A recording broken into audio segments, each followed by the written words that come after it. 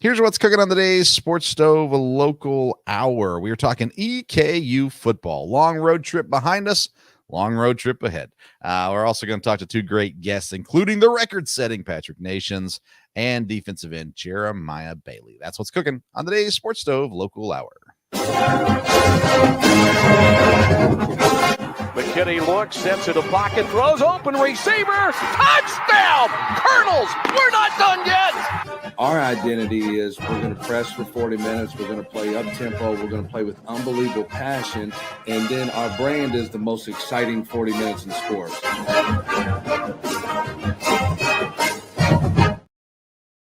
Welcome in to an all-new edition of the Sports Stove Local Hour, presented by All Around Roofing. For all your exterior needs, if you live in Central Kentucky, visit All Around Roofing, allaroundroofingky.com. I'm Vince Stover, joined as I am every week by the one and only Jonathan Duff. And Duff, my wife yelled at me last week, and I haven't fixed it, but on the intro video, it still says Vince and Ryan on there, and it really is a hard logo to change. So I'm probably not going to change it on the intro video, but nonetheless, welcome back to the show. How you doing, man? I'm good. How are you doing? Doing good.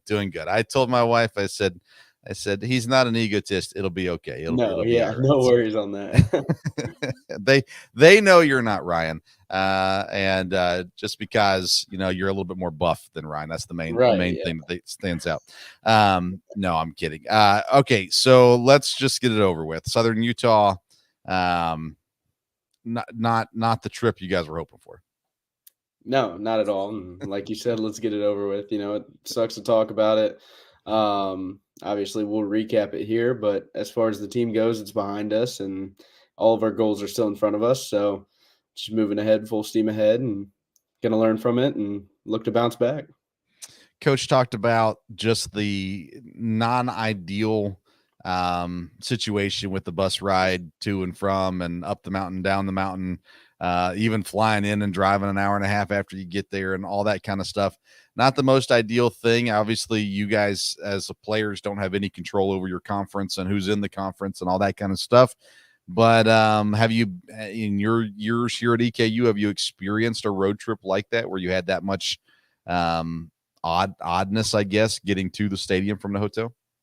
There have been some tough road trips here and there. Like, I'll always remember when it took us like 13 hours to bus down to Central Arkansas, or bus back from Central Arkansas, actually. So it was more so coming back. But there have been days of long travel before. Obviously, the plan was really good in theory, just get us out in that weather earlier and everything like that. And thankfully, we did leave at such an early time so that we were able to get there, and that didn't screw up our schedule. But definitely was some adversity to face as far as just the various things that happened, but first time for EKU ever going out there. So I think going out a second time, they have a better idea of what to prepare for and maybe do things differently on that end. But so probably one of the weirder trips with travel. But like, I just remember we were sitting on the plane at one point, and the airport only had one set of stairs to get people off of planes. So we just sit on the plane for an hour just to wait for the other staircase from the other plane.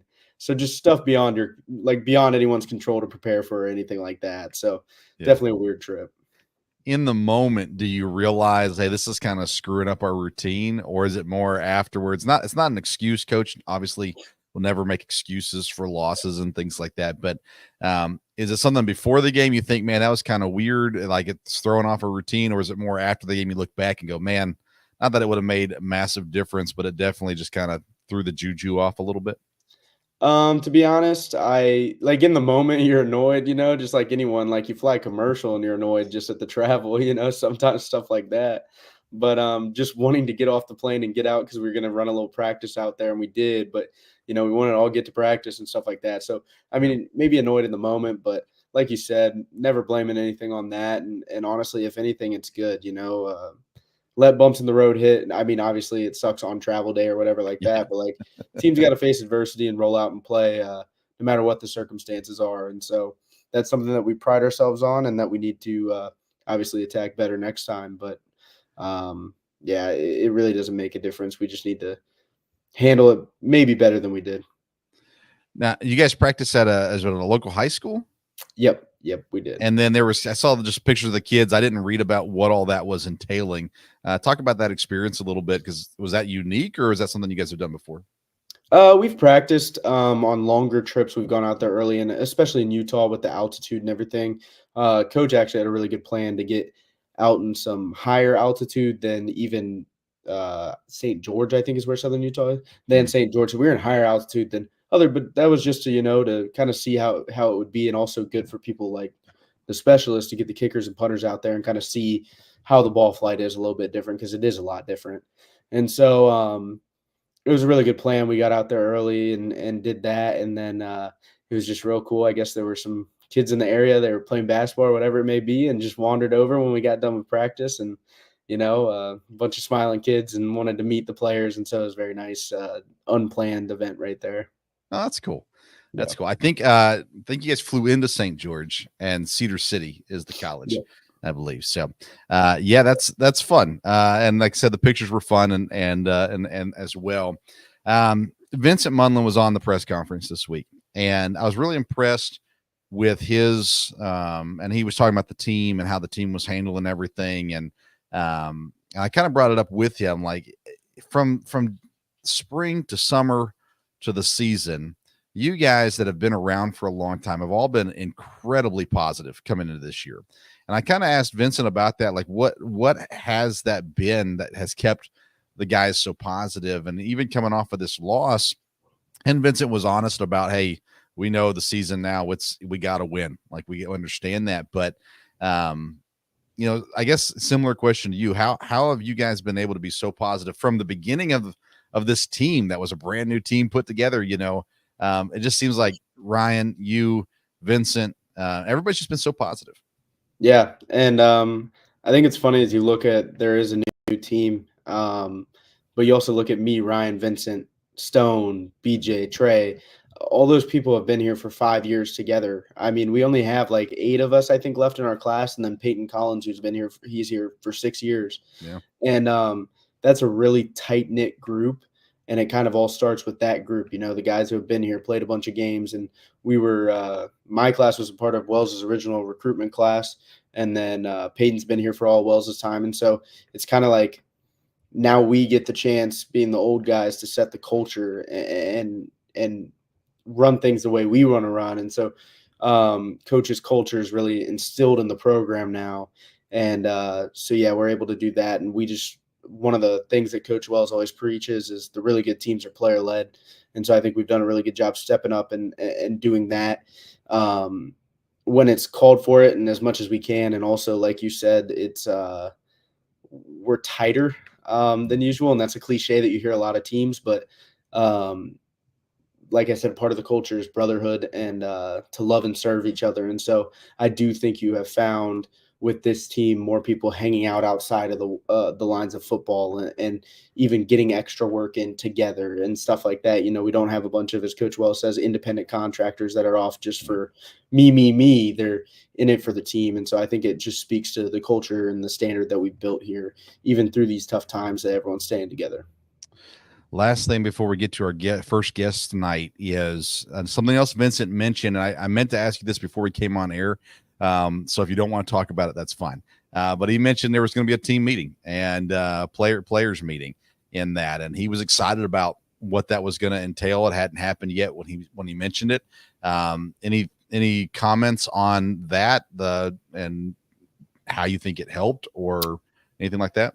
Yeah, I just think it's a perfect example that we're a player-led team, and that's kind of what I was referencing when I was saying that. We've never had that in my time here, where in the middle of the season, we hit, and like I said, it's one loss, it's one game. We got to move on, and we got to be better, and we know all that. But just being able to take control and certain people stepping up in front of the team and speaking their mind, and it was just the players, like he said, and so.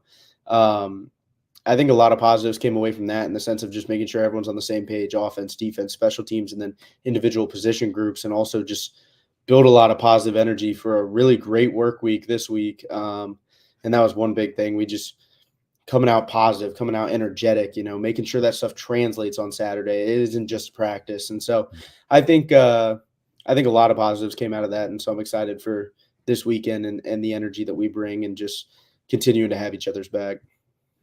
Awesome. Yeah. We'll talk about the coming game. It's another big road trip this week down to Abilene. And we'll talk about that towards the end of the program as well. And excited to see just the rebound for the team this week down there. Well, let's get to our first guest of the evening. He comes to us now as a record setter at the university. He is the kicker, the one and only Pat Nations. Hey, Pat, how you doing, man? Good. How are y'all doing? Doing good. Congrats on the being in the record books with this record. 50 made field goals in your career at EKU. How does it feel? I mean, it's an accomplishment that it's something that I've been striving for a long time now. When I first transferred here in 2021, it was something I never really thought that could happen. To be quite honest. But then I think, last year, around halfway through the season last year, I started looking at the records, started like checking up on those things. And then that's when I really started to see like, hey, like this is achievable.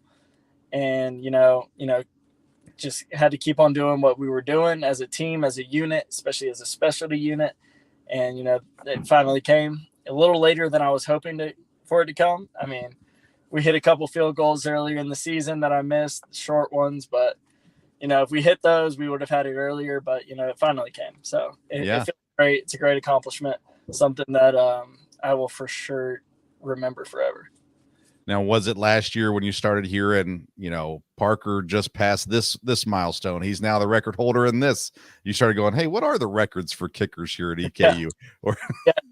Yeah, for sure. There was a couple times in the season where, like in the middle of the game, like, they put over the PA system or whatever. Parker just broke this passing record, all-time yard record, whatever record it was. And I was sitting there, I was like, I mean, I got to be close at some point now.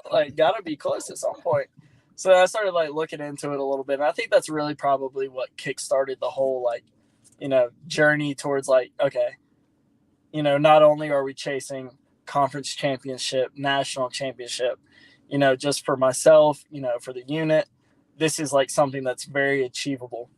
And I think that's probably where it probably all started with Parker, to be honest. Yep. Yeah. When you hit the field goal that set that 50 mark, of course, you gave the headbutt to Cam, which is fairly typical. And then I see in the video Duff run up and jump on you, give you a big hug as well. So obviously you weren't the only one that knew what was coming up. Duff, how is it that I'm assuming you knew what that field goal meant? Yeah. So Pat tied it earlier in the game, and someone had said something while we were on the sideline talking about whatever. And honestly, in the moment too, it like slipped my mind. But when I turned around, it kind of like dawned on me all at one point, and he kind of went in for a hug and I went in for a hug. And so it was just cool. Like he said, I mean, it's just an awesome record to achieve for him. And in the moment, and still just super happy and proud of him. Well, Duff, go ahead, man. You and Pat obviously work together on a regular basis, have worked together for a while now. Lead us into some good stuff with Pat tonight. Yeah, so the third part of the operation, the holder. Not a lot of people, it's another one of those positions. No one realizes how important it is and intricate it is until they screw up. Pat here, you've been here for 4 years. You've had 3 different holders. This is the first time, Cam Hergate is the first time you've had the same holder 2 seasons in a row. Talk to me about the work that goes in breaking in new holders and all the stuff that goes into that, and then also just how nice it is to have Cam 2 years in a row. Yeah, I mean, when Cam first started, I mean, it's like a new baby. You gotta break him in, you gotta work him, teach him a lot. There's a lot of different things. There's a lot of things that go into holding that, a lot of people from the outside perspective, fan perspective, even other player perspective, they don't see. I mean, it comes down to, where your knee's at, where's your foot, what fingers you hold the ball with. There's a lot of different things that go into it. And, I mean, Cam's done a fantastic job. He's done a great job with it. He's learned quick learner. He enjoys doing it. When we first started, I mean, Cam's an athlete. We all know Cam's an athlete. He's a great athlete.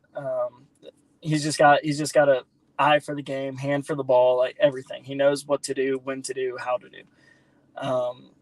But I mean, I think it really started, what was it, last summer, 2 summers ago, whenever he first started, like when Jeremy left, he was gone, whatever, was we started working with him more in the summer, getting like reps after workout sessions during the summer, or, just whenever it was during, open session, just getting him holding the ball, getting him acquainted with Duff's cadence. Because, every snapper has a different cadence, whether the flash is, a little sooner, a little slower, whatever it may be. But I think, over time, it's fine. We finally got it exactly where we want it to be. And we've had that all season, all year. And I mean, I couldn't ask for anything more, for sure. So if you're ranking your holders, right, 1, 2, 3, I mean, you're the kicker. Nobody can stay mad at you for too long. So how do you rank your holders? Yeah, you know what? I think that's a question that I'm just gonna have to plead the fifth on right there. Yeah, that's all right. I love all of them equally. Yeah. I mean, all three. I mean, Phil, when I first got here, Phil, open arms, brought me into this program along with Duff. And I mean, he really engaged me with the team, with the program, with the unit. I learned a lot from Phil when I first got here because I didn't know anything about, Eastern Kentucky, just transferred here. And then Jeremy's one of my best friends. Love Jeremy to death. He's doing great things up in Canada. And then there's Cam. I mean, I helped Cam with one of his visits here. I've gotten to know Cam his entire time since he's been here. So we all have separate relationships, between the three of us. But I think they're all very intricate relationships that all have their own meaning. But, I'm greatly appreciated to every single one of them equally, for sure. Good answer. Are you mad that Cam gets the stat for the thrown 2-point conversion, even though technically you had to throw it first? Not gonna lie, I'm a little salty about it. Not gonna lie. I asked Coach Wells the other day I think it was on Tuesday during practice or something like that. I asked him, I was like, do I still get the stat for a completed pass? And he said I did because, I mean, it's still, even though it'd be technically a screen or whatever you want to call it. Yeah. Completion, but I don't know how ESPN or whoever, recorded it, but we will. If I go out on my career as 1-1, I'll be happy. Yeah, I will tell you that if you ask Mike Smith, the statisticians this year are not always correct at EKU. So you need to make sure they got that in there because they can do whatever they want. So make sure they get it in there so it's official and on there. I don't know how to look that up right now, but nonetheless, yeah. And you guys, I know you guys practice that kind of stuff as well, of course. And how much do you enjoy the opportunity to do something a little different every now and then, like throw a pass? Yeah, no, I love it. I love every muddle that we run, every little trick play, whatever it is that we practice during practice. I enjoy it, coming back from, playing wide receiver and safety in high school. It's just, it's like going back to your roots just a little bit. You just get to go out there and play a little, backyard football. It's a little trickery here and there, a little throwback, whatever it may be. And I just think it's fun. It's just a great time to be out there with the guys. The linemen don't have to take on blocks as hard as they normally have to when I'm kicking a field goal. So I think they enjoy it just probably as much as I do because they don't get beat up every play. Yeah. When that formation that you guys run, if I remember right, it's just the center and you, or the long snapper, I guess, and you, and then I know the play happens fast, but is there ever this thought of, I better get rid of this really quick or I might get lit up? So when we ran it in practice last week, I actually threw one pretty much in the dirt. It was pretty low. Cam may have scooped it up off of 2 inches off the ground. It wasn't looking pretty, but it never crossed my mind, just the thought of how fast the rush could come. Uh-huh. Because, normally we'll run it against air and then maybe one time against our defense. But I mean, they kind of know what's coming. So they kind of just let the play happen and develop. But when we lined up in it on Saturday, I mean, I got there, I was staring at Coach Day, just looking at him, gave me the signal, we're going for it, let's go. And then I turn around and I look at Duff and I see 2 guys on either side of him. And I mean, they're both just engaged, ready to go. I mean, they're about to tee off on the kicker. And so I just knew, and that was the first time I ever felt like any kind of nerves of, oh my gosh, like I have to get this ball off as fast as I can. So I gave Duff the signal, snap, catch, just get it out as fast as humanly possible. That was my first thought when I was watching it live. I thought after it happened, I was like, oh man, I can't imagine what that would be like because I saw it was the Colts years ago ran a trick play that did not work. And it was because I think they were under center, but it had the two guys on each side of the center and boom. Yeah. So luckily you had a little bit of space there. All right, Duff, keep going. I'm sorry. You got more stories to tell than I do on this one. So go for it. Oh, I got you. Well, we'll get more insight here. Coach Day, he's in his second year as special teams coordinator. That relationship with the kicker between a special teams coordinator is very important. Talk about your guys' relationship and kind of how that affects your calls on Saturday for kickoff, field goal, whether you go for it, stuff like that. So kind of talk about that relationship. Yeah, I mean, Coach Day, he's a special guy. He's a great guy. Him and we have a great relationship. I think one thing that Coach Day does really well is he has a relationship with every single one of our specialists. And that's not even like kicker, punter, snapper, whatever. It's also the returners, guards, tackles, ends, whatever it may be. He has a very special relationship. He takes it very serious. But with our relationship, I mean, I think our relationship is definitely, bound on trust.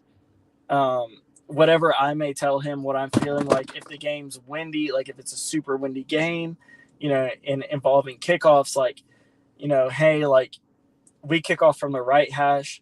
If it's really hard wind, like, hey, coach, like I may want to kick off from the left hash just because the wind's affecting it. And he would have full trust in me that, what I'm calling or what I'm telling him is going to happen. And I think that player coach relationship that him and I have is something really special because, I listen to what he says. He listens to what I say. It's more of a conversation. It's not really like a debate, like, hey, I'm the coach. This is what we're calling. This is what we're doing. It's more of like, hey, like, what do you feel? Like, what's going on with the wind? What's going on with the conditions? Like, what do you feel most comfortable in doing? And I think between him and I, like, that's something that, I don't take for granted at all because it's a very special relationship that we have for sure. Well, let's rank special teams coordinators. No, I'm just kidding. Doing it. Come on. Shout out to some of the past guys and other universities and stuff like that too. Of course, we love the good old special teams coordinators. All right, Duff, keep going. What else you got? Let me think here. What's your earliest memory, Duff, of Pat? My earliest memory of him. Oh man. Well, when we met him, I remember that we met him under the concourse at so we had different lifting groups and we met him that night. It was like the first lift of summer at team dinner under the concourse. Now this was back when we ate outside under the concourse of the stadium and it was like 100 degrees outside and it was you'd have like smoked chicken, like super hot meal, and it was terrible, honestly. We moved it inside since then, thank God. But met Pat, and I remember we were told, so Thomas Bowling, the snapper my freshman year, was on staff, and he told me and Phil a little ahead of time that we might be getting a transfer kicker into practice lefty holds because none of us had done that, which doesn't really change much. At the time, we're like, lefty, like, but it ended up being just fine. But so we practiced that, but then we kind of forgot about it. Like we never heard that some guy committed or anything, so we kind of forgot about it. And then the first day, I think it was Mason or someone saw Pat and like said, "Hey," Mason was one of our kickers. He said, "Hey, what position you play? Safety?" And Pat said kicker, and then all of a sudden we heard we had a new kicker, and we were like, "What?" Like, and so then that was my first memory of Pat. That's the first time we met him. It was kind of off guard, and we were like, "This is why we were practicing lefty 4 months ago and forgot to." Well, Pat, what does that say about you, man? You walk in, and their first thought is this is a new safety. I mean, I think it speaks for itself. Yeah, yeah. But yeah, no, it was a great time, and I remember exactly what Duff's talking about when it comes to that concert. It was hot. It was sweaty. you almost didn't want to touch the food because the food's hot. Uh-huh. You're hot. We had just had workouts or whatever, on field practice, whatever it may have been, but and you were sweaty. Oh, it was a time. That was for sure. It was a time. Now, keeping up with guys, that you've played with in the past, Jeremy, we've talked about Jeremy a couple times this season, up in Canada. He's living his life, man. He's having a good time up there, for sure. I'm sure you keep up with him. I know that Austin tagged you on Twitter this week as well, and me and Duff have talked about him before, and I know a couple other guys have brought him up too, like, hey, want to see what he's doing this weekend and those kinds of things as well. So those guys that you battle with, those guys that you've played with, as well as guys you've competed against for the position and stuff like that, how much do those guys play into your experience in college? Yeah, I mean, I've had the opportunity, this is being like my 6th season in college football. I've had the opportunity to play with a lot of different specialists, and I think I've learned something from every single one of them. Whether it's when I was at East Carolina and I was the backup, and learning from a senior, learning from an older guy, and just learning what they do, how to go about certain situations, certain things, or even like being the older guy now and having like the younger guys behind me, and just learning little things from them, as in just like, hey, just relax. Like, it's fine. It's just a game. At the end of the day, it's fine. It's just a game. We all enjoy it. We all do it for the same reason. We want to win. We want to have a great time. Like, there's so many different things that I could take from every single specialist that I've ever learned and played with. But I mean, honestly, the one thing when it comes to, every specialist is it, and I think it's all around every sport, it's the relationship that you have with every single guy that you play with. They're all different. They're all very intricate in their own ways. And you can't ever take it for granted because, I mean, football is the ultimate team sport. And, you have a relationship with 90 to 100 guys every single year. And it's not the same guys every single year, especially nowadays with the transfer portal, whatever it may be, graduation, whatever. And it's just a very, honorable experience to, hang out with all these guys for 4 or 5, 6 hours a day, whatever it may be, and just get to know them, their background, whatever it comes from. And it's just something that, like I've said it a lot, you can't take it for granted. And I'll keep saying it because you can't. It's something that we'll remember for the rest of our lives. And we'll come back in 10, 15 years, whatever it may be, and talk about times when we were 20, 22, 23 years old and just hanging out on the field. Yeah. Yeah, marching out there to the 25, getting your picture taken, all that kind of stuff. You guys will be back before you know it. What's next? The season ends. You move on. Goal playing at the NFL or getting opportunities wherever they may be? Yeah, I mean, gosh, I don't know. Season ends. Still going to be in school for the next semester after that. Yeah. Don't know if I'll be staying here in Richmond to finish school because most of school's online now. So yeah, I don't know if I'll be staying here to train or going somewhere else, like with a trainer, whether it's like warmer weather, Florida, California, Arizona, somewhere like that with a trainer.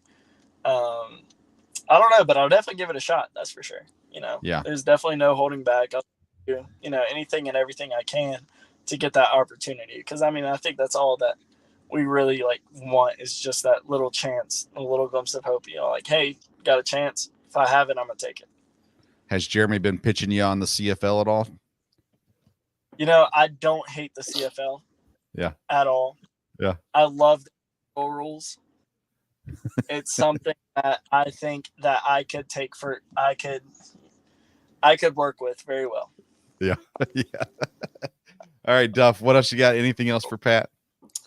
I'll give you one last story for him to tell, but I'll just say part of what makes a specialist so close is that we spend all of practice together. We kind of have to help each other out. I need the kickers. I need the punters. I need their help with my just catching my snaps and stuff like that. And he needs us for timing and different stuff like that. So we spend the entire practice together.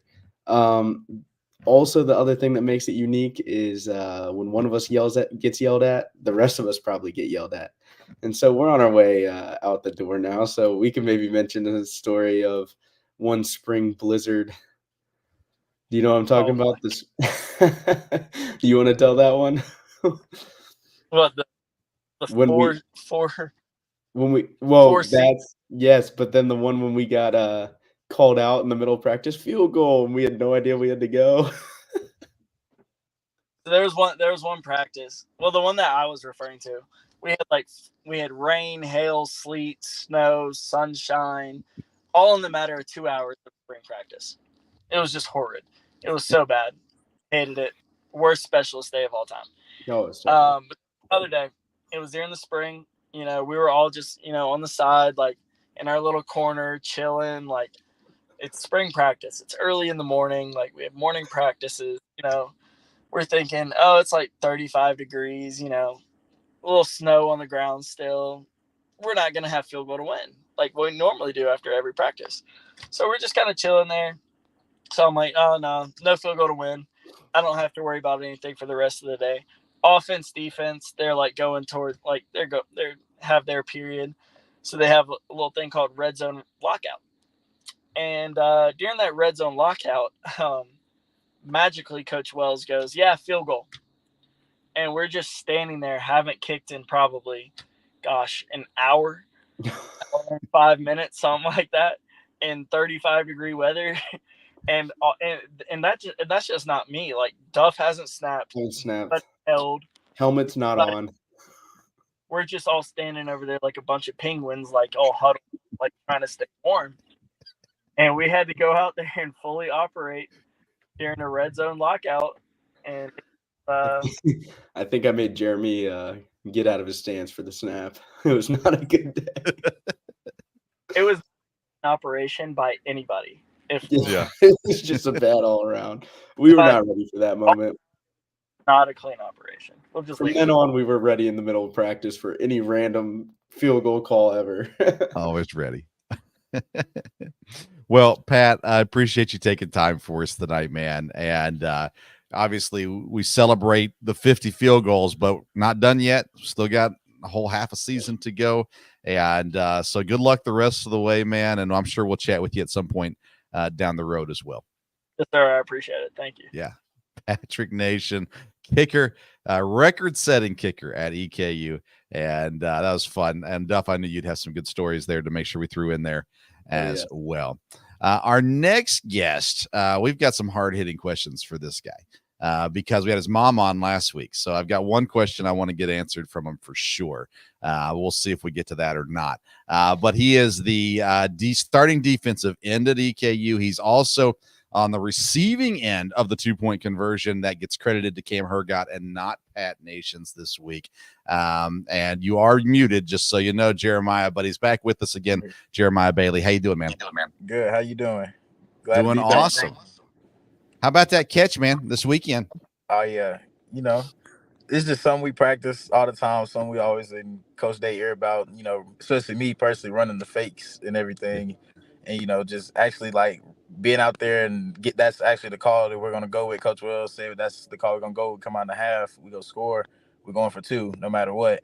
And, just already being mentally prepared for that. So it's not hitting me like a curveball, just, kind of made me relax a little bit more and just, go make a play, You've played major roles on special teams. You're on a lot of the units that are out there as well. Do you like having that extra responsibility out there on special teams? Yeah, I feel like we take special teams like very serious this year. Like if you're the SWAT or you're not, if you're on special teams, you got to be special. So I mean, I take that role pretty seriously because not a lot of big guys really get to play special teams. Like even if it's just punt, like that's cool, but like it's only 3 of us out there half the time. So I feel like that's like an honor, like to be selected as that much of an athlete that you can go out there and play on a special teams unit. I know Coach Wells has said this. I know Coach Day has said this. But you look at opportunities post-college. If you add special teams tape to your defensive tape, just that opportunity grows, right, for what's next playing professional football. Oh, yeah, for sure. I've thought about that. I mean, like I've always been told growing up, it's multiple ways you can get into that door. Whether that's offense, defense, special teams, like you can be good at something. You know what I mean, and put yourself in a position to where you can be successful as long as you put the work in. D-Bake, I think, had one of the bigger compliments for you a couple of weeks ago when he said, man, when Jeremiah came in, he was ready. Like, he came in, he was a different kind of freshman. Do you think there's been drastic growth from your freshman year to now? And kind of what has that process been like for you? Yeah, I'd say so for sure. Like, I remember coming in as a freshman, coming out of high school, you always, you think you're gonna play right away because obviously that's what the coaches are feeding to you. So, just like I feel like the mentality I've always had was just always stay ready. Like, you never know. You know what I mean? Like, never stop working. Always keep looking forward because you never know when your time's gonna come. So my freshman year, I kind of took that year as like, okay, let's like I knew I was ready mentally with football because like I watch a lot of football. I like to study the game, you know what I mean? So like I knew mentally I was ready, but I knew physically I wasn't ready. And that was like the most mentally challenging thing I had to face because obviously I was young and I've never really been in that position where I've had to sit the bench. So I took that as like, okay, this is my wake up call. Like, let's get things together, get in the weight room, get with Coach Brown, get with everybody, like start working on my body so that way come next season, that's not even. He probably just got a phone call. We'll see if he comes back in a second. That's oftentimes what happens. They get a phone call and then they go black for a second. He's back. All right, there he is. Yeah. Okay, good. All right. But like I was saying, like making sure like my body was there, you know what I mean? And come my second year, obviously got to play a little bit, and that was just kind of like, okay, like this is what college football is like getting used to the speed of the game, getting my confidence, and I feel like that really helped coming into this year because this year I feel like I'm way more confident now. I see things differently. I play a lot faster now because I've obviously seen the game, and now it's under my belt. So now like it's kind of I'm just out there having fun at this point, you know what I mean? But I know there's a lot more that I have to work on, especially coming up in the second half of the season, which has also helped, you know what I mean? Because you always need to have something to work on. You're never going to be good enough, and that's something Coach Wells always preaches too. Last year, you were used primarily as in the pass rush packages. This year, you earned the starting position. What do you think you did from last season to this season that helped you get to that spot? Just staying consistent. Like Coach always talks about your best ability is your availability, and when you're available, you have to be consistent in everything that you do. Because one of our core values is consistent performance with a championship mindset. And if you're consistent with anything you do and you have a championship mindset, it'll always take you to higher places. And I feel like I just worked on this spring, just being more consistent in the run and the pass game, and making myself just stand out in different ways and try to perfect different little tools that I can use. I love it. Duff, what do you got for Jeremiah? Jeremiah, man. Let's talk off the field for a second, dude. Your mom came on here last week and she stole the show. She was the sweetest, most proud of you, just awesome lady to talk to. And just talk about your relationship with your mom and how much she's helped you through your football journey and just how great she is. Okay, so I'm pretty sure she's probably told this story before, but it was way long time ago when I was in Little League, and I really didn't. Like, I always used to want to play football. I used to run around with little stadium cushions and run into stuff and, tackle everybody in the house. And then I finally went out to practice, and my uncle had took me because my mom was at work, and we were hitting that day. But we didn't even have, like, we weren't even hitting each other. We was just hitting the pads, and we got to practice. I knew we was hitting. And, as a kid, you're like, oh, my gosh, we're hitting. Like, I've never been hit before. I don't know how it feels to get hit. Like I started panicking. I was scared. I didn't want to go to practice. Started crying, whatever. And then, my mom told my uncle to take me to a gas station. She met me there, and she ripped my butt in that parking lot and took me to practice. And that whole night, I had to literally sit there with all my football equipment on and line up against my dad and try to run him over in order for me to eat dinner that night. And I was there for at least about 2 hours. But like it was something that it opened my mind even at a young age to like, okay, my parents aren't gonna let me quit. If they let me do this, I really wanted to do this, they're not gonna let me quit. You know what I mean?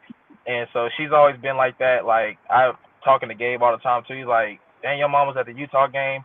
And, like, I tell everybody all the time that, yeah, she's never missed a game my whole life. Like, she takes pride in being there for her kids and showing support because she knows, to me, that means a lot to run out there and know if, like, I know my teammates got my back, my coaches got my back, but my home support, to see her there and see her in attendance, and it's just kind of like, okay, mom's here. Like, you got to show off for mom. Like, like, you can't get embarrassed in front of mom. Like, that's mom. Like, So, like, she always, like, just seeing her there, like, she doesn't even know it, but just seeing her there gives me, like, that confidence. Like, yeah, everybody gets the pregame jitters, whatever. Like, but, like, just going out in the field, like, as confident as I am, and then seeing her is just like, it's just through the roof. And she knows that, and she's always been there supporting me no matter what. She supports my teammates. That's why in everything she posts, she says my favorite Colonel number 4 and the Colonels, because she's there for everybody, because she understands, like, support is what drives people. And so she's always there for us, supporting thick or thin. That's amazing. And Duff, you hit the nail on the head, by the way.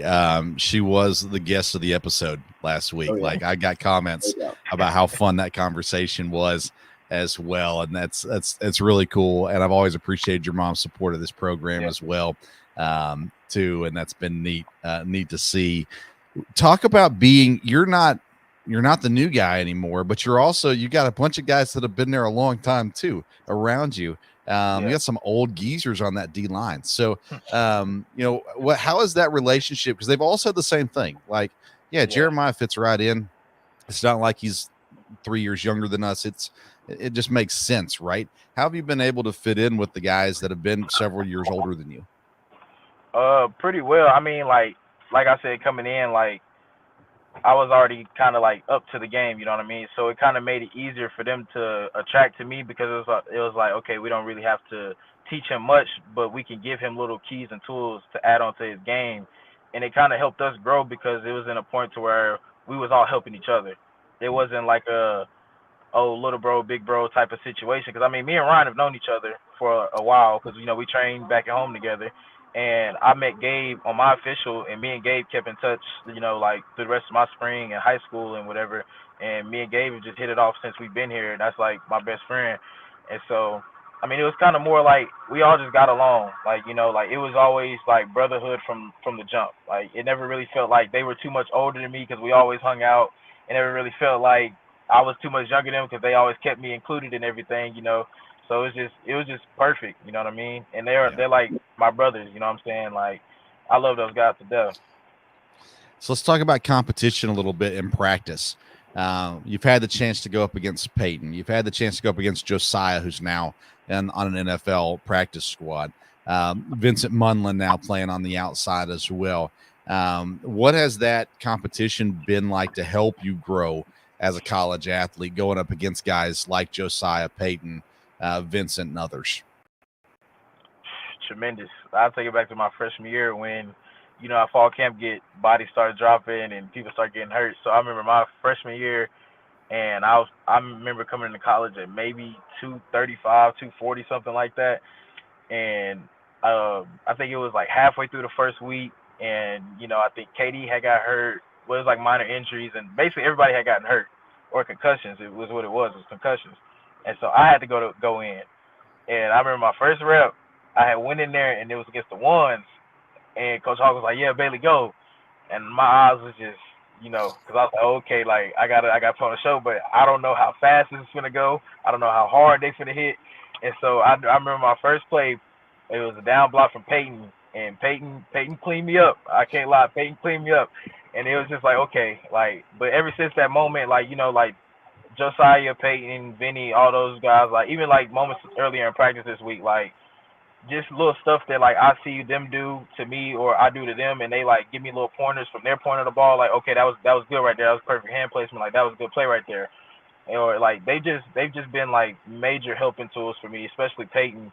We're doing one-on-one pass rush stuff he's telling me, like, to do against offensive linemen, to do this coming from his standpoint. And that means a lot to me because, I mean, Peyton's a great offensive tackle and was an All-American, and Josiah obviously playing for the Saints, and he giving me pointers as well, too. So it was just, like, match made in heaven, you know what I mean? Like, having the knowledge that I knew and the people around me on the D-line and the coaching and as well as the offensive linemen and the pouring into me as well, it just made everything a lot easier for me.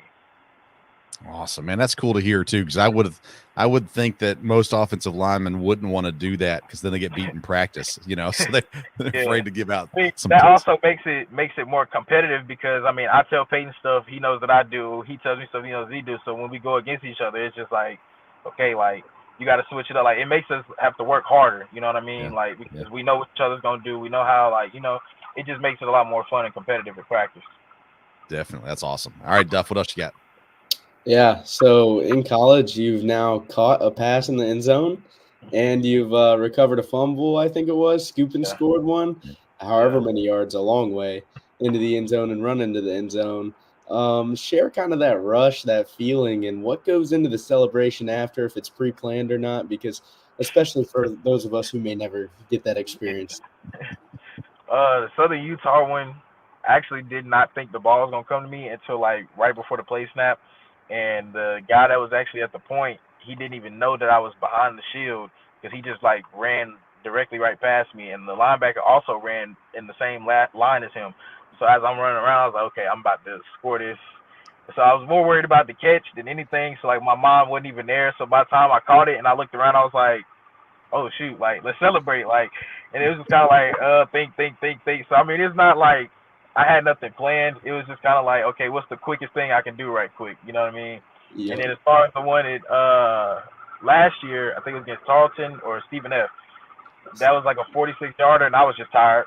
I couldn't even do a celebration. I just stood there and I was like folding my arms and I was trying to keep composure, but the whole time, like when everybody came started hitting me, I was just like, all right, I'm trying to breathe, like get out the way.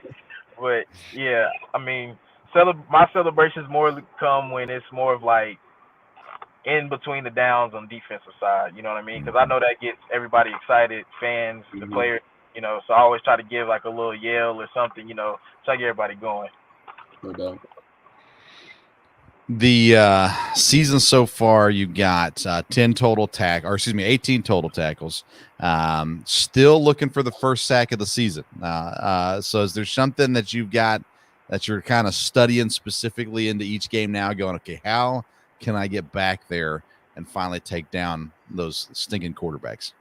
Yeah, definitely.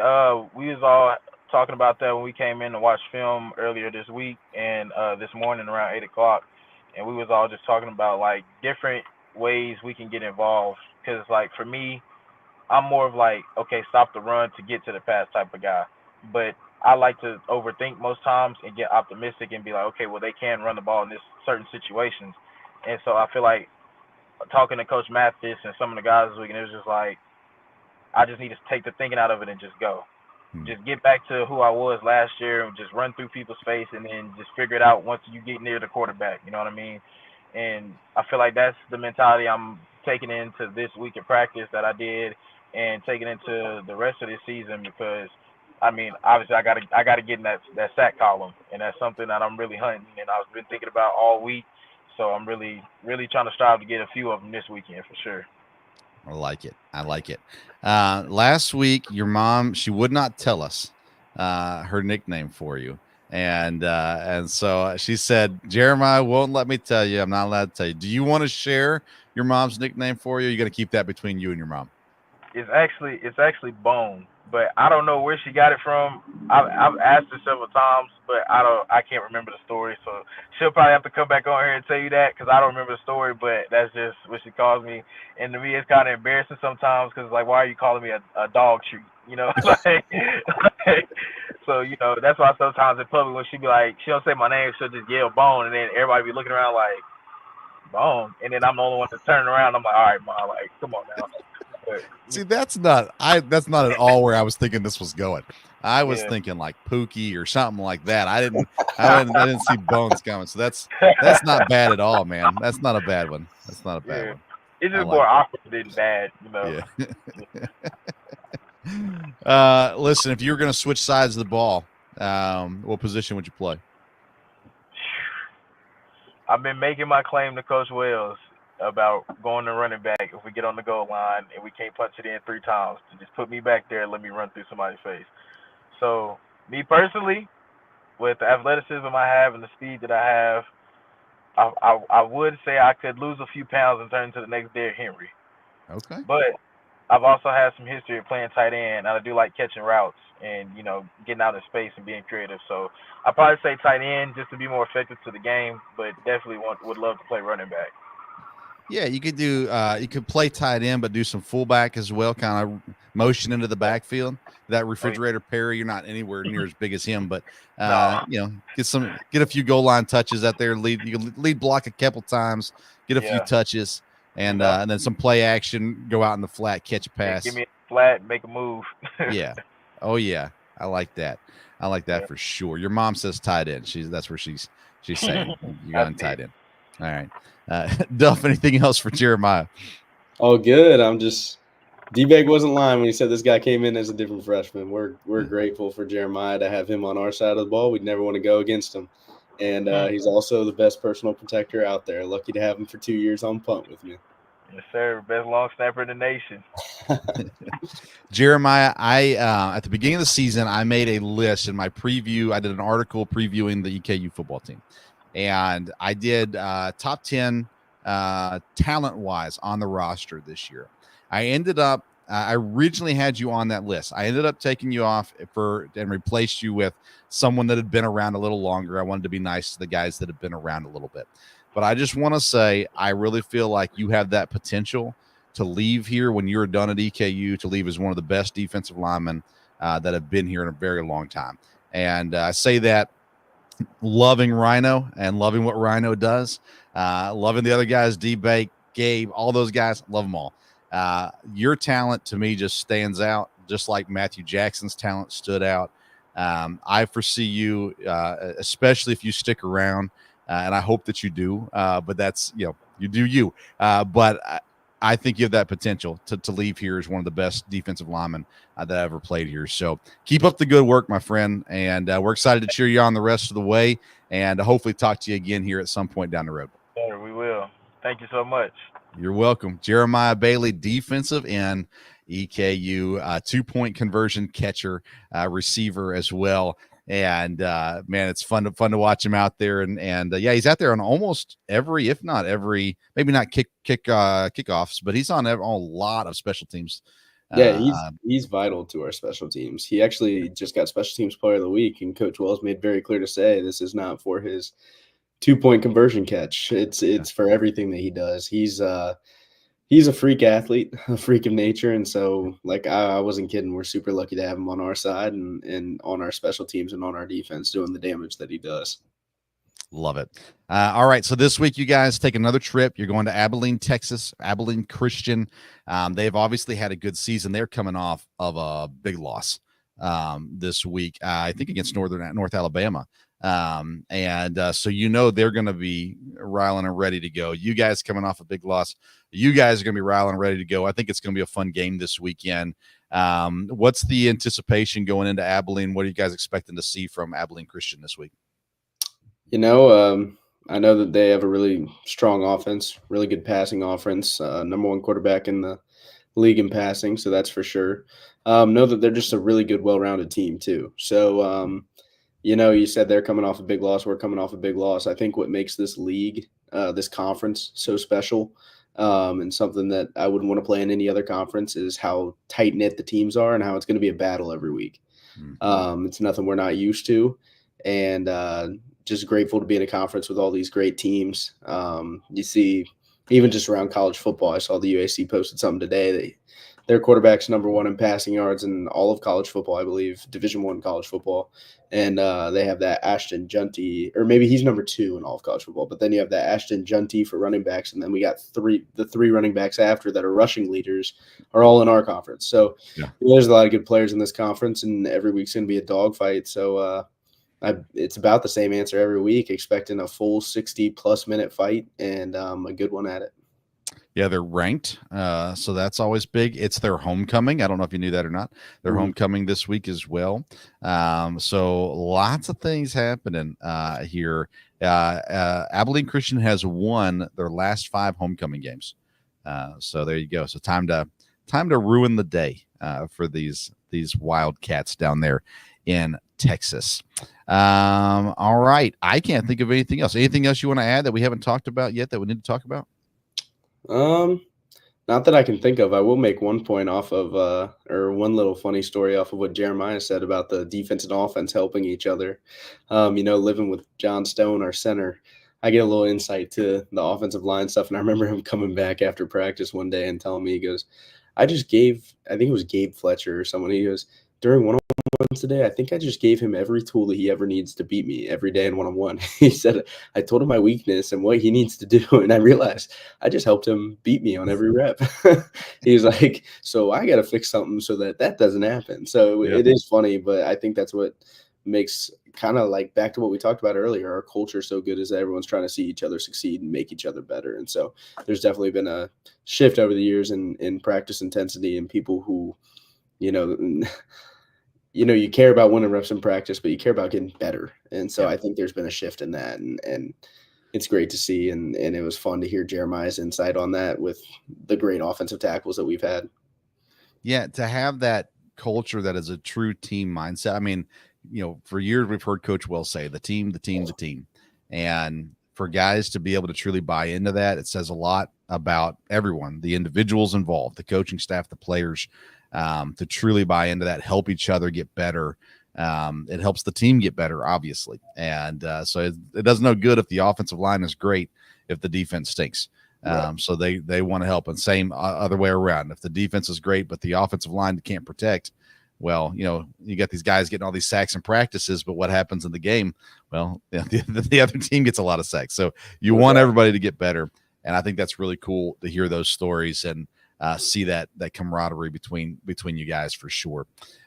We will break down next week the Abilene Christian game, as well as look ahead to homecoming. You guys get to face another Utah team at homecoming. And so hopefully next week we're celebrating a victory off of the trip to Texas.